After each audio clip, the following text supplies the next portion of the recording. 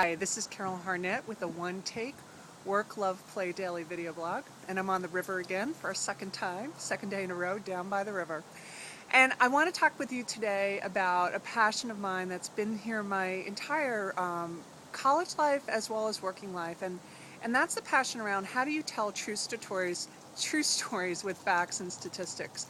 And you may have picked up a story this last week, which was running about teens and texting, and that teens who hypertext or texted at an extreme number of times a day also had a number of other amazingly difficult behaviors: unsafe sex, use of drugs and alcohol, or abuse of drugs and alcohol.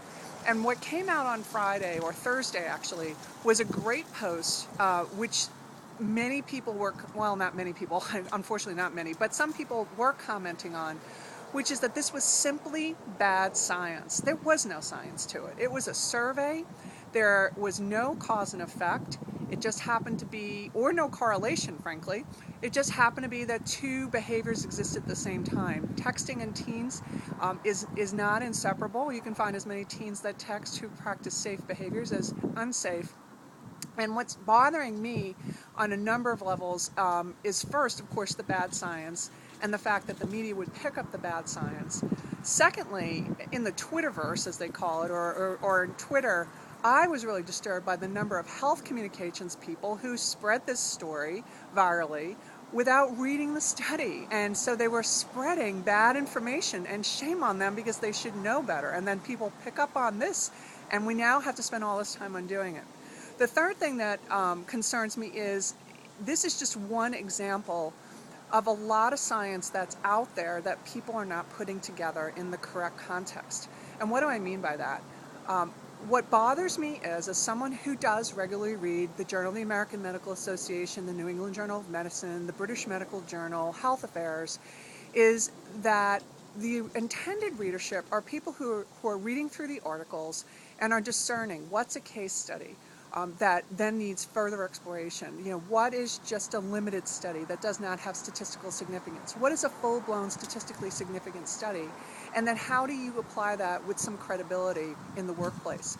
Now, that doesn't mean that employers need to wait to do something that's statistically significant, but they should realize that when they're doing something, that perhaps they should start as a pilot, using one location or one even division as the place that they're doing the intervention, and then another similar division or a similar location to use as the control group. And that's really where great importance comes from.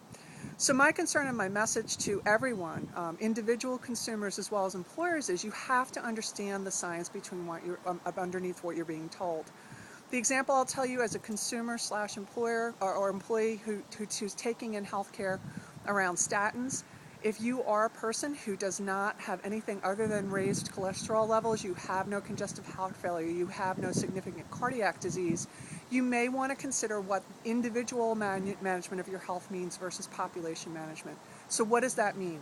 If you have elevated cholesterol levels and you have no other risk factors, all of the studies that you're reading about the good work in and around cholesterol management was really done on a population that had a heart history. So your risk of death, which is the thing we're most afraid of, your risk of death, if you're an individual with high cholesterol and other risk factors and you're over 50, is 2 in 1,000. If you start on a statin regimen, your risk will improve, meaning you'll have a decreased risk of death, 100%. But what does that actually mean in numbers? Your risk of death will go from 2 in 1,000 to 1 in 1,000. And that may not be worth it to you overall from a cost perspective, from a lifespan perspective, and most importantly from a side effect perspective. Again, for employers, I've already given the example. You may want to be very careful about what you do on a population basis and do some selected control and experimental group or control and pilot group studies. So today I'm talking about bad science, hopefully giving you a little information about how to read a little more critically, or to ask people who can read a little more critically what things really mean for you. And if you are a health communicator, please do not see a headline and then just pass it along. Make sure you understand the science underneath and share that with your readership. So this is Carol Harnett with a one-take Work.Love.Play Daily video blog down by the river, and I hope you're enjoying a great work day, having some fun, getting some play in, and certainly enjoying some love. Thanks.